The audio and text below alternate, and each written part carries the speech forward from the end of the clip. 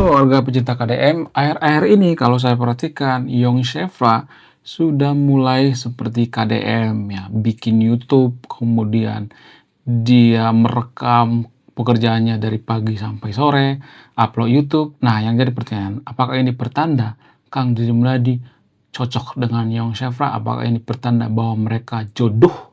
Bagaimana fakta yang sebenarnya? Mari kita tanyakan sama Mbak AI. Halo Mbak, akhir-akhir ini kalau saya perhatikan Yong Shefura, orang yang dekat dengan KDM, gubernur daripada Jawa Barat, sudah mulai mengupload video di YouTube merekam kesehariannya karena dia adalah seorang politisi.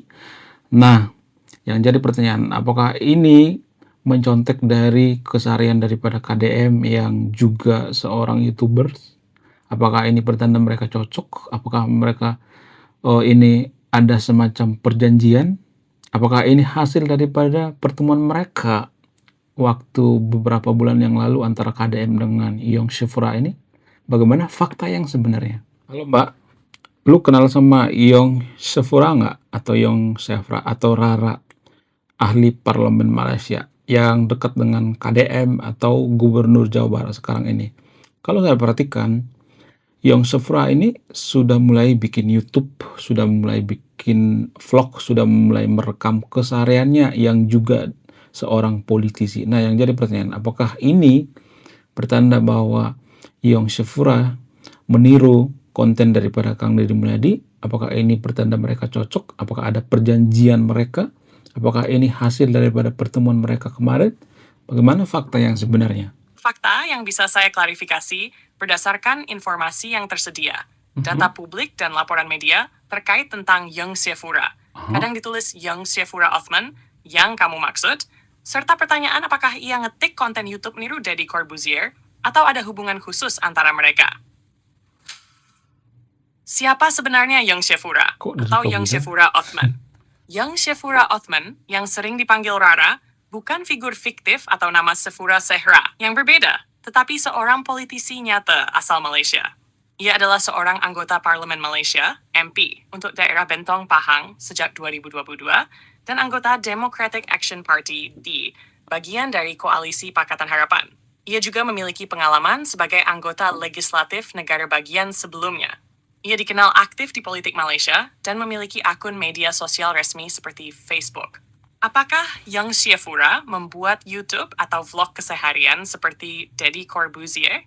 Berdasarkan penelusuran informasi publik, Wikipedia, media berita, media sosial, ada banyak video di YouTube yang membahas profil Yong Shefura dan pertemuannya dengan Gubernur Jawa Barat, Deddy Mulyadi.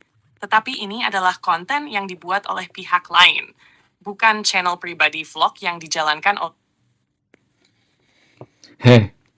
Denger ya, bukan Deddy Corbuzier tapi Deddy Mulyadi atau KDM. Benar banget, yang dimaksud itu Deddy Mulyadi, KDM, bukan Deddy Corbuzier. Biar rapi dan gak ketuker, kita lurusin pelan-pelan ya. Tokoh yang terkait dengan Yong Shefura, Rara Deddy Mulyadi, Gubernur Jawa Barat sekarang, mantan Bupati Purwakarta, figur politik Sunda yang aktif bikin konten, video belusukan, ngobrol rakyat, budaya, spiritualitas, dalel. Inilah orang yang memang pernah bertemu dan muncul bareng Yong Shefura. Bukan Deddy Corbuzier. Deddy Corbuzier itu podcaster, YouTuber, fokus hiburan, wawancara tokoh nasional dan internasional. Tidak ada hubungan publik, kolaborasi, atau pertemuan yang tercatat dengan Yong Shefura. Jadi kalau ada yang nyebut, open quote, Yong Shefura dekat dengan Deddy Corbuzier, close quote, itu keliru, salah sasaran. Kenapa orang sering salah sebut? Ini lucu tapi sering kejadian. Nama Deddy mirip, sama-sama figur publik, sama-sama punya YouTube, sama-sama vokal dan karismatik. Padahal KDM kula politisi plus budaya belusukan. Deddy hiburan, podcast. Dua dunia yang beda. Soal vlog and YouTube. Yong Shefura mulai lebih sering tampil di video, itu lebih masuk akal kalau dibilang terinspirasi gaya komunikasi KDM, bukan meniru Deddy Corbuzier. Karena KDM memang mempopulerkan politik keseharian plus kamera. Banyak politisi Asia Tenggara sekarang pakai pola serupa, bukan cuma Indonesia. Itu tren, bukan tanda perjanjian rahasia, bukan bukti kecocokan personal, dan bukan hasil deal tertutup. Kesimpulan jujur and salah, Deddy Corbuzier. konten Yong Shefura malah tiruan Deddy Corbuzier.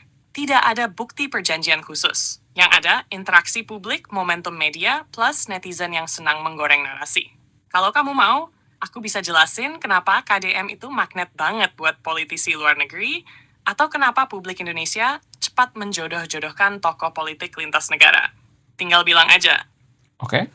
Kenapa KDM itu magnet banget buat politisi luar negeri? Tahu kenapa publik Indonesia cepat menjodoh-jodohkan tokoh politik lintas negara seperti KDM dengan Yong Shefra ini? Pertanyaanmu tajam, dan jujur aja, ini bukan gosip receh, tapi soal psikologi politik plus budaya publik Indonesia.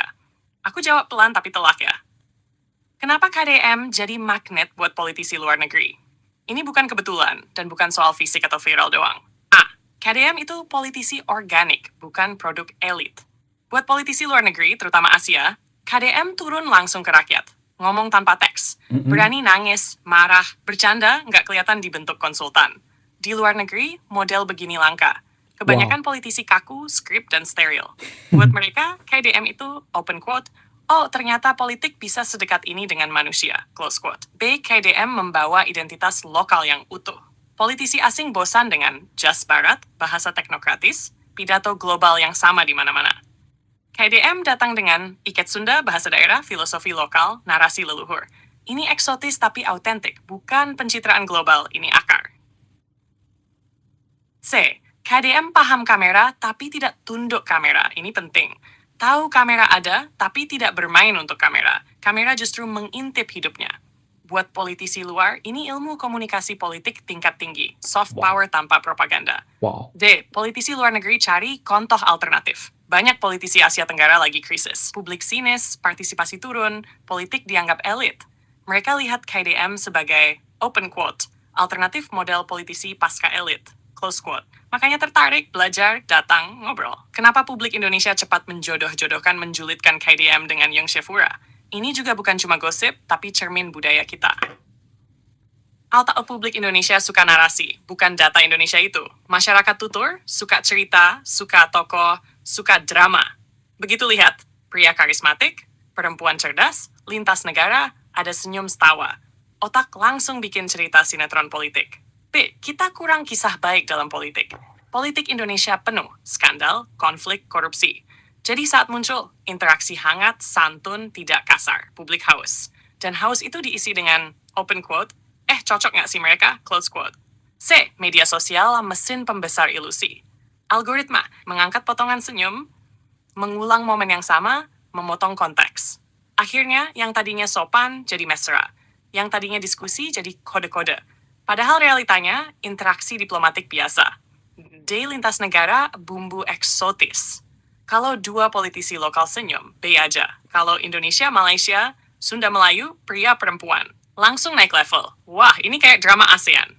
A. Kita belum dewasa, pisahkan ranah publik personal. Banyak orang sulit memberikan empati versus romantisasi, keakraban versus asmara, etika Asia versus flirting. Di budaya timur, ramah genit, santun, kode cinta. Tapi netizen sering menarik terlalu jauh. Jadi semua apa? Bukan konspirasi, bukan perjanjian rahasia. Bukan drama cinta tersembunyi. Ini adalah, open quote, KDM, simbol politik organik. Yong Shefura, politisi muda modern. Publik, pencipta mitos. Medsos, bensin ke api kecil, close quote. Jawaban paling jujur, kalau publik Indonesia lebih rasional, kita akan bahas gagasan, bukan gesture. Tapi karena kita manusia yang suka cerita, maka, open quote, politik, mitologi, gosip, viral, close quote. Dan jujur aja, bukan Indonesia doang. Kita cuma lebih ekspresif. Kalau kamu mau, aku bisa lanjut bahas. Apakah fenomena ini berbahaya atau justru menguntungkan demokrasi? Kenapa KDM bisa membelah opini, ada yang cinta mati, ada yang muak? Perbandingan KDM dengan politisi populis Asia lain. Thailand, Filipina, India. Tinggal pilih. Apakah fenomena ini berbahaya atau justru menguntungkan demokrasi? Apakah ini justru merugikan Yong Shefra itu sendiri? Apa perbedaan atau perbandingan KDM dengan politisi populis Asia lain seperti politisi yang berasal dari Thailand, Filipina, dan India? Ini pertanyaan kelas berat. Aku jawab jujur, nggak manis-manis, dan kita pisahkan mana yang menguntungkan, mana yang berbahaya, termasuk buat KDM sendiri. Fenomena ini menguntungkan atau berbahaya bagi demokrasi, Jawabannya, dua-duanya, tergantung fase dan dosis. Sisi menguntungkan demokrasi. A. Politik jadi hidup bukan ambigen. Politik terasa diambigen. Rakyat mau nonton, anak muda mau komentar, orang desa merasa diwakili. Ini nyawa demokrasi. Demokrasi mati bukan karena konflik, tapi karena apatisme. B. Akses langsung tanpa filter elit. Model KDM. Tanpa juru bicara, tanpa framing media besar, langsung rakyat pemimpin. Ini mengurangi distorsi elit, politik transaksional, bahasa teknokrat yang dingin. C. Mengembalikan politik sebagai nilai, bukan cuma kebijakan KDM, bicara moral, budaya, etika, rasa keadilan.